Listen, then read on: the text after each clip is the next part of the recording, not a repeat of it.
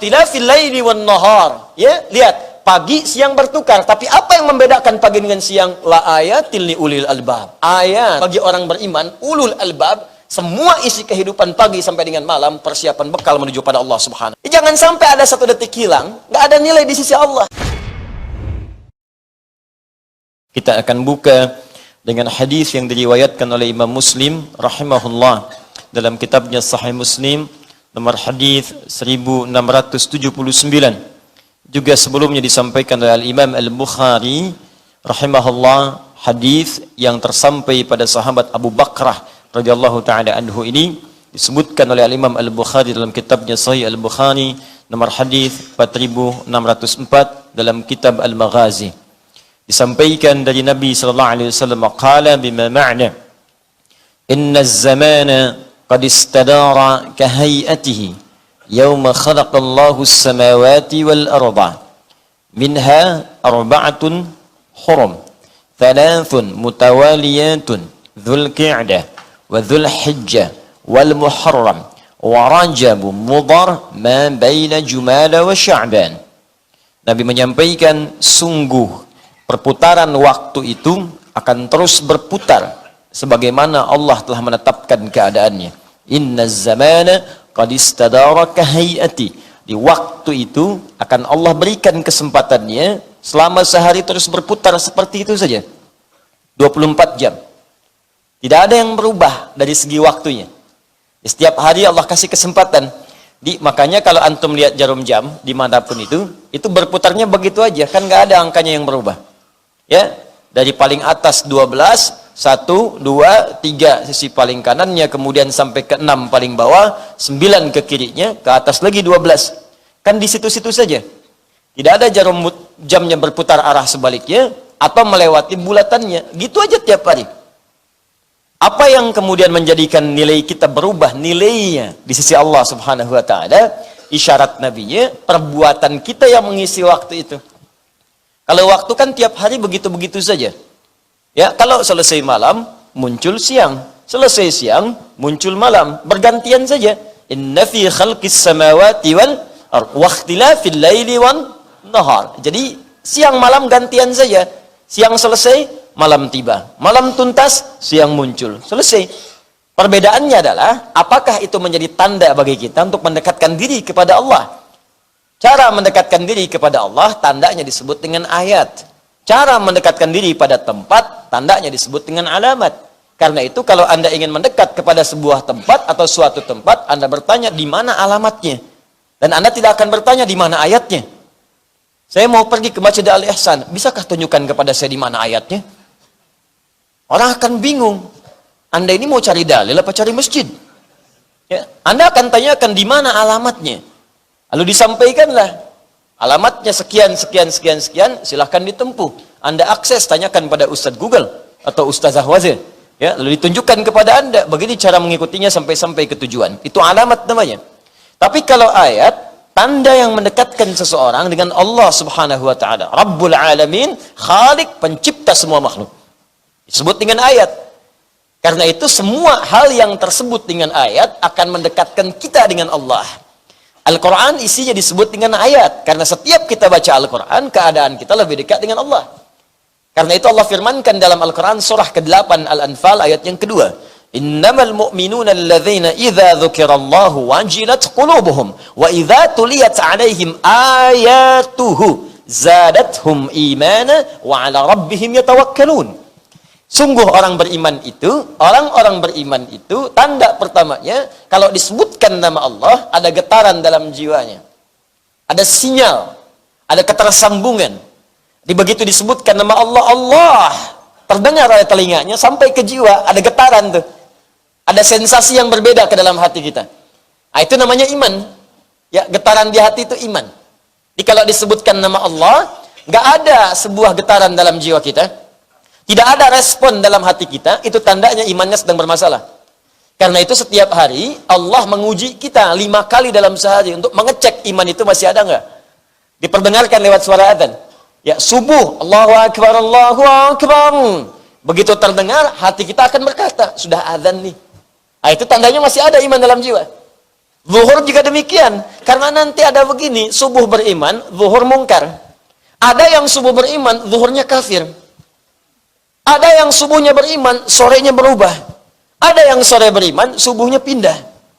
Makanya tiap hari jaga. Dan jaga itu konsisten. Dari subuh ke siang, ada enggak? Nanti siang ke sore, kuat enggak? Kalau sudah ada, kuat enggak? Naik level. Naik enggak? Ya. Makanya kalimat Qur'annya itu naik. Liyazdadu imanan ma'a imanihim. Supaya terus nambah imannya naik. Diuji dengan amal saleh.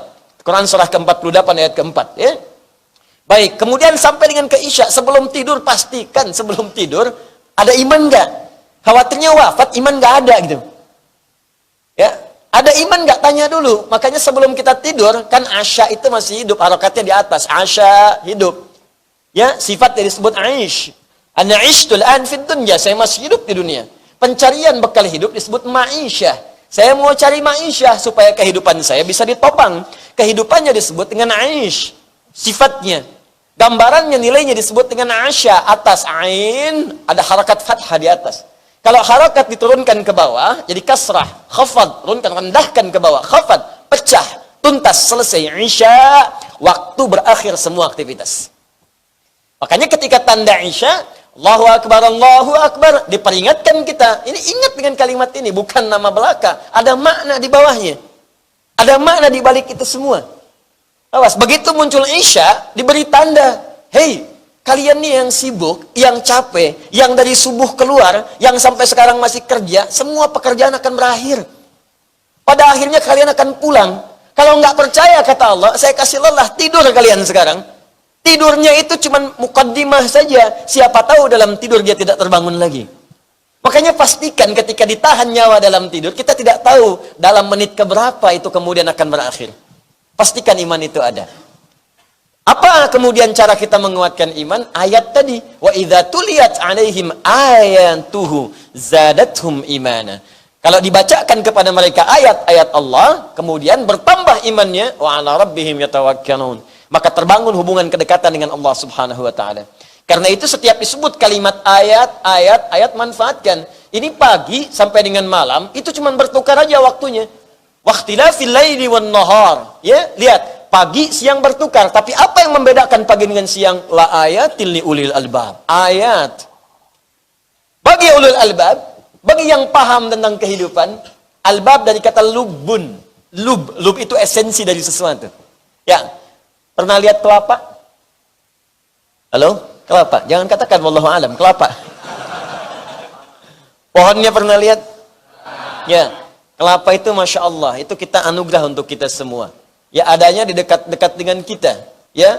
Maka itu orang Arab menyebutnya jauzul hindi. Jauzul hindi. Masya Allah, anugerah bagi orang dekat-dekat Hindia. Ke kita itu, kalau disebutkan Hindia, Samudra Hindia ke kita, ke arah Indonesia. Makanya di Arab nggak ada kelapa. Silahkan cari, ya, sampai kiamat kurang 2 hari, nggak akan ditemukan kelapa di Arab. Karena khusus untuk daerah-daerah kita itu. Kelapa itu, kalau Anda ambil kemudian buahnya, bukankah ada kulit luarnya yang keras? Ya kan? Kalau dibuka kemudian ada apa setelah itu? Batoknya. Kalau batoknya dibuka lagi, ada lagi apa? Dagingnya. Kalau dagingnya itu diperhatikan dengan baik lagi, bukankah ada yang kulit-kulit tipisnya? Kalau kulit tipisnya dilihat lagi, bukankah bagian tengah, bagian dalamnya ada kulit yang paling lembutnya? Ya? Halo?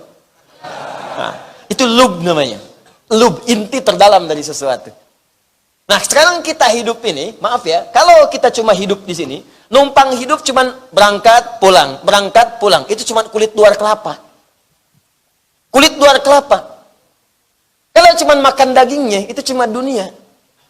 Kalau kita paham esensi kehidupan, kata Allah, ulul albab, orang yang paham esensi, yang paling enak dari kelapa itu bagian dalamnya.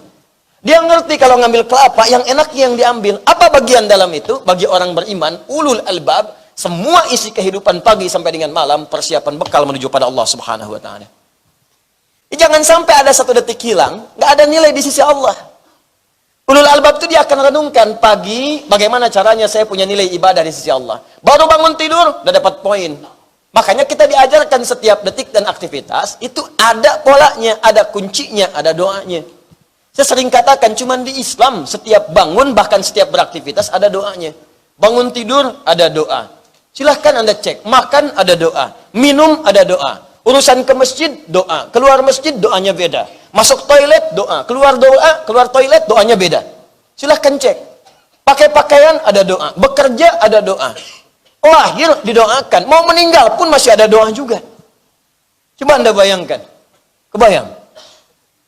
Semua aktivitas kita itu ada petunjuknya. Doa itu bukan hanya sekedar permintaan, tapi menjadikan apa yang kita kerjakan punya poin akhirat. Itu yang disebut dengan ibadah. Makanya kalau nggak hafal doanya, cukup katakan bismillah di situ. Kullu amrin dzibalin la yubda'u fihi bi bismillahirrahmanirrahim fahuwa abtar au aqta. Setiap perbuatan baik yang dikerjakan tanpa menyebut nama Allah, bismillahirrahmanirrahim, paling singkat bismillah, maka terputus nilai pahalanya. Nggak ada poin. Maka ulul albab itu akan mengejar poinnya. Ngambil tisu misalnya, saya nggak tahu doa ngambil tisu, bismillah, ambil. Ada poinnya. Jadi sesuatu yang digunakan dengan menyebut nama Allah punya poin. Mau baca kitab, baca buku, bismillahirrahmanirrahim, baca. Terima telepon, bismillahirrahmanirrahim, assalamualaikum. Ketik SMS, bismillahirrahmanirrahim, ketikan. Ya, itu ada poinnya. Dan orang yang mengucapkan kalimat Allah akan dijaga dari perbuatan maksiat. Makanya hampir nggak pernah ada orang bermaksiat pakai bismillah. Wih, korupsi yuk, ini hanya tangan-tangan.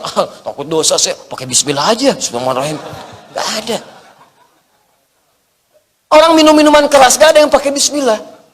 Buat ngurangin dosa dikit, biar gak gede banget, pakai baju bismillah aja. Nggak ada. Jadi satu, kita terjaga dari maksiat. Yang kedua, punya poin akhirat. Itu yang dimaksudkan ulul albab. Kalau cuma nyari luarnya, monyet juga bisa. Dan paling pandai bawa buah kelapa. Coba lihat, kalau mau nangkep kelapa, jangankan nangkep, naik ke atas pohon, monyet bisa. Naik ke atas pohon, ambil kelapanya, turun sampai bawah, dibawa-bawa kemudian, utak-atik, ambil. Jadi kalau cuma nangkep luarnya aja, monyet bisa. Jadi kalau ada orang hidup dari pagi sampai dengan malam, cuma nyali kulit luar dunia, itu sama dengan apa? Sama dengan nggak paham unsur kehidupan. Saya nggak bilang monyet. Dia nggak paham hidup. Kalau cuman begitu, binatang juga mampu, mesti ada beda di situ. Makanya kata Nabi, ayo cepat evaluasi diri kita, setiap waktu mesti punya nilai. Ayo bangun tidur punya nilai. Waktu bangun ada nilainya enggak? Waktu beraktivitas punya nilai enggak? Sampai mau tidur, pastikan kita punya nilai di sisi Allah Subhanahu wa Ta'ala. Nah, ada nilai itu kadang-kadang, kan sama ya, kalau dalam ujian kan nilai-nilai, kadang nilainya beda-beda tuh kadarnya. Yang ini poinnya 10, yang ini poin 20. Pertanyaan khusus poinnya langsung 80. Makanya kami saat ujian di Timur Tengah, itu teman-teman soalnya cuma 3. Tapi satu itu tulisan jawaban bisa 3 lembar. Ya, tapi dikasih poin. Mau ngejar poin berapa? Paling tinggi 100. Dari 3 itu, nomor 1 poinnya 50. Nomor 2 cuma 30. Nomor 3 50 lagi. Kalau jawab nomor 1, silahkan dapat poin 50. Cuman jawabannya 3 lembar. Nomor 2 dijawab, silahkan dapat poin 30. Jawabannya cuma setengah halaman. Poin 3, tinggi juga, 50 juga. Kadang-kadang kasih 60 atau 70. Cuman ketika dijawab 5 lembar. Kan? Anda mau pilih yang mana? Ada orang, yang penting dapat poin lah. Nggak apa-apa 30 juga, setengah halaman jawab. Yang penting dapat poin. Ada orang ngukur, saya pengen 100. Nggak apa-apa, 50 dulu supaya aman. Masih ada waktu, kejar yang 70. Kalau nggak nyampe 70, nyangkutnya jelas. 60, 50, 30. Dapat poin 100-nya agak cepat. Kalau nggak nyampe 70, ya udahlah, sini 50, sini 40, 90. Tapi kalau saya kejar 30, waktu habis, nyangkutnya nggak jelas.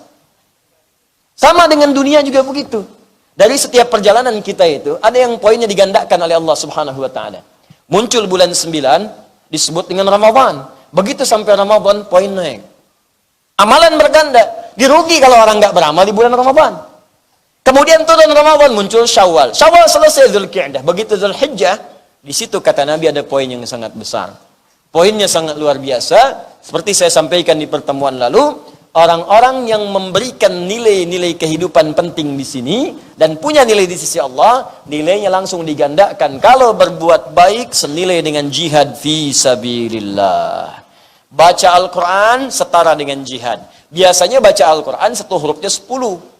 Man qara'a harfan min kitabillahi, At-Tirmidzi nomor hadis 2910. Siapa yang membaca satu huruf saja dari kitabullah falahu asyru hasanat, dia mendapatkan setiap hurufnya 10 kebaikan. Baca Anda Qaf 10.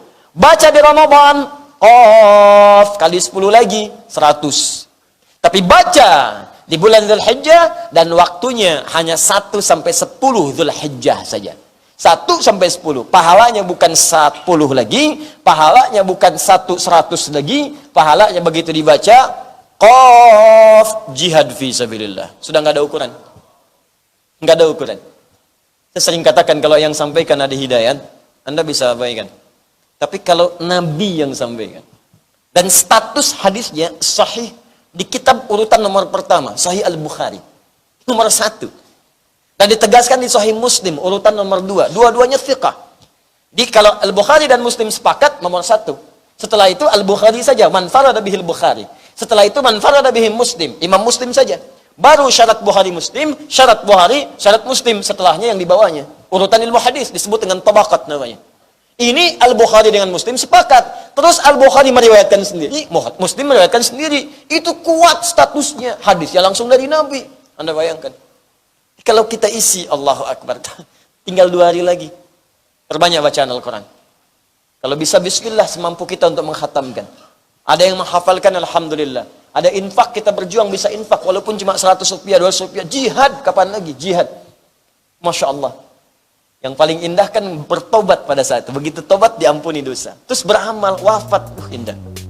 Tobat. Pas ada kotak infak lewat dimasukin. Meninggal. Deh. Sampai mana tadi kotak infak tuh? Wafat. Jihad statusnya. Syahid. Allahu a'lam bis-shawab. Kita akan lihat bagaimana pahala yang di sisi Allah Subhanahu wa taala saat kita berpulang kepada Allah Subhanahu wa taala.